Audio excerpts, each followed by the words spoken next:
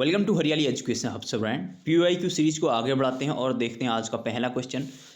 तराई जिले का गठन कब किया गया? तो इसका राइट आंसर हमारा है 1842। देखिए इसमें एक चीज़ ध्यान रखिएगा, यहाँ पर तराई जिला पूछ रहा है वो, अगर यूएस नगर अगर स्पेशली नाम लेगा वो उधम सिंह नगर जिले का गठन कब हुआ तो फिर वो हो जाएगा 1995। इसको ध्यान रखिएगा, ठीक है। उत्तराखंड के किस जिले में गैरसैंण है? ये गैरसैंण चमोली जिले में है, ठीक है। हमने गैरसैंण में देखा था, चांदपुर गढ़ी थी इस वाले एरिया में, यहाँ पर कैंपस में, ठीक है। हमने जहाँ पर पंवार वंश के बारे में बहुत डिटेल में यहाँ पर पढ़ा हुआ है, ठीक है।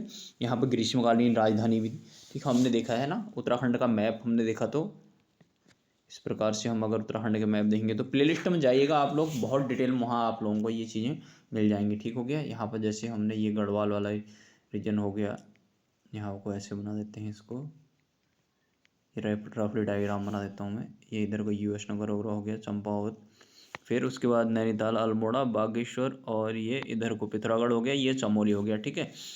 अब हम चमोली की बात करें ना, चमोली हमारा जो मतलब ये गैरसैंण हमारा चमोली हो गया, पौड़ी हो गया, और अल्मोड़ा के यहाँ पर को ये यहाँ पर स्थित है हमारा, ठीक हो गया गैरसैंण। इतना ध्यान में रखना, ठीक है। कोदियाबगढ़ गौरव भी हमने देखा था, जहाँ पर वीर चंद्र सिंह गढ़वाली की समाधि भी हमने देखी थी, ठीक हो गया। नेक्स्ट क्वेश्चन देखते हैं। डॉक्टर संपूर्णानंद खुली जेल कहाँ पर है, कौन से स्थान पर है, पूछा गया है, ठीक है। संपूर्णानंद खुली जेल हमारी है नानक मंता, ये सितारगंज में, ठीक हो गया। ऑप्शन इसका सी हो जाएगा, ठीक है। नेक्स्ट, अब सितारगंज कहाँ पर है? ये हमारे सितारगंज है यूएस नगर में, इतना ध्यान रखिएगा। अल्मोड़ा जिले में हुआ, श्रीनगर पौड़ी में है, नैनीताल में हुआ, ठीक हो गया। नेक्स्ट देख लेते हैं। और सितारगंज जो यूएस नगर जिला हुआ और उसका मंडल कुमाऊं मंडल के अंतर्गत हुआ। सही युग्म चयन कीजिए बोला है। प्रथम राज्यपाल सुरजीत सिंह बरनाला, ठीक है। द्वितीय फिर हमारा मुख्यमंत्री नित्यानंद स्वामी, पहले वाले जो थे वो भी सही है। प्रथम न्यायाधीश अशोक ई देसाई, ये सारे सही हैं, ठीक है। अगर वर्तमान की बात करें तो अभी के राज्यपाल हमारे गुरमीत सिंह हो गए, मुख्यमंत्री की बात करें पुष्कर धामी, और मुख्य न्यायाधीश की बात करें तो अभी नरेंद्र जी करके हैं, ठीक है। इसमें ऋतु बहारी दिया है वो चेंज हो गई है, ठीक। नेक्स्ट क्वेश्चन देख लेते हैं। अब उत्तराखंड की विधानसभा में अनुसूचित जातियों के लिए कितनी सीटें आरक्षित हैं? अनुसूचित जनजातियों के लिए पूछा है, हाँ, ट्राइब मतलब एसटी के लिए पूछा है, ठीक है, शेड्यूल्ड ट्राइब के लिए। तो हमने कल ही देखा था, 2 सीटें थी हमारी, नानकमत्ता और चकरा था, ठीक हो गया। तो इसका ऑप्शन सी हो जाएगा।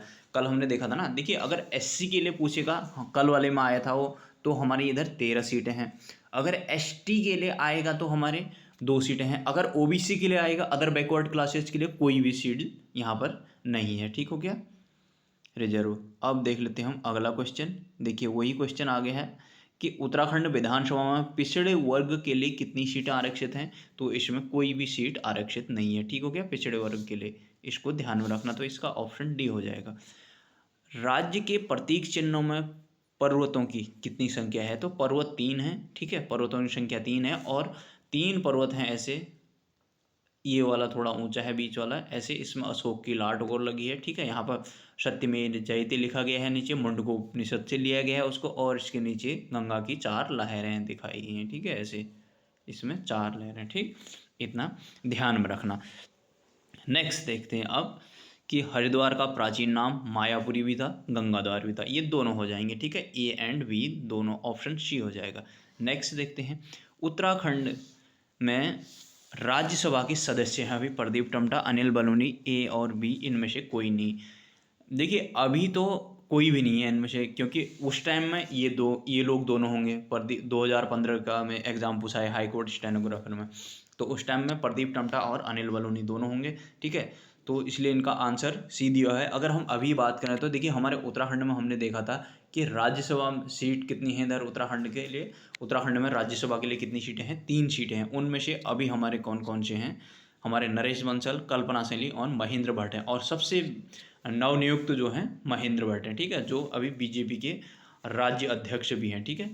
जैसे राष्ट्रीय अध्यक्ष होते हैं एक जेपी नड्डा हैं, वैसे यहाँ उत्तराखंड के जो अध्यक्ष हैं बीजेपी के, ये महेंद्र भट्ट जी हैं, और यही राज्यसभा के क्या हैं, सांसद भी हैं, ठीक हो गया, राज्यसभा के जो एमपी होते हैं। अगर लोकसभा की अगर पूछता तो लोकसभा में यहाँ से 5 है। देखिए राज्यसभा में ये लोग 3 हैं, नरेश बंसल, कल्पना सैनी और महेंद्र भट्ट। अगर लोकसभा की बात करें तो लोकसभा में हमारे 5 हैं, ठीक है। 5 में हमारे टिहरी पौड़ी हो गया, हरिद्वार हो गया, नैनीताल हो गया, और इधर ये अल्मोड़ा हो गया, ठीक हो गया। नैनीताल और उधम सिंह नगर का एक ही रहता है, ठीक।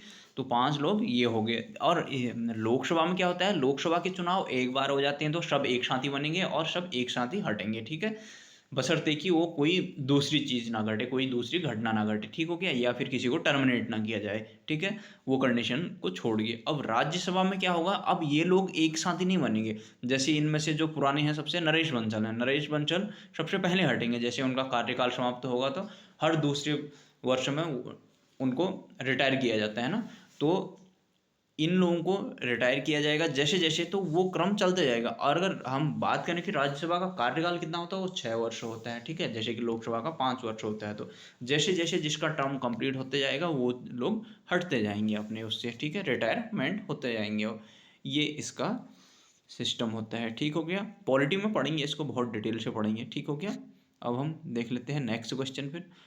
उत्तराखंड का क्षेत्रफल के अनुसार देश में कौन सा स्थान है, तो ये 18वां हो गया उत्तराखंड का, ठीक है। अगर राज्य में बात करें तो, अगर यूटीएस को भी हम ले लें, यूटीज को भी, केंद्र शासित प्रदेशों को भी, फिर 20वां क्रम हो जाता है, ठीक है। तो इसका राइट आंसर 18 होगा, ठीक है, ऑप्शन बी। तो चलिए फ्रेंड्स, इतना ही करते हैं। आशा करता हूँ आप लोगों को पीवाईक्यू सीरीज अच्छी लग रही होगी, बताइएगा आप लोग, ठीक है। और हमारा पीवाईक्यू चलते रहेंगे, अब इससे हमारे सारे कॉन्सेप्ट क्लियर होते जाएंगे, ठीक है। तो चलिए फ्रेंड्स, इतना ही करते हैं। Bye bye, take care. मैं फिर अगर आप लोगों को थोड़ा बड़ा बड़ा चाहिए होगा तो बड़ी बड़ी भी मैं ले आऊँगा, ठीक है। फिर हम इसके साथ साथ ही बाद में फिर हम वो भी करेंगे कि जो फुल लेंथ होते हैं ना, मतलब अभी तो मैं सेगमेंट वाइज ला रहा हूँ, फिर उसके बाद पूरे ही इनका जो फुल लेंथ है, मतलब एक पेपर, जैसे कोई पेपर हुआ तो उसको पूरी पेपर को ही ले आया, उस पेपर को ही सॉल्व करा दिया, ठीक हो गया, इस प्रकार से। तो चलिए friends, bye bye, take care. जो साथी नए हैं तो प्ले लिस्ट में जाइएगा, सारी चीज़ें आप लोगों को डिटेल, ये जो बता रहा हूँ ये सब मैंने थ्योरी में पढ़ाया हुआ है, ठीक है। Bye bye, take care.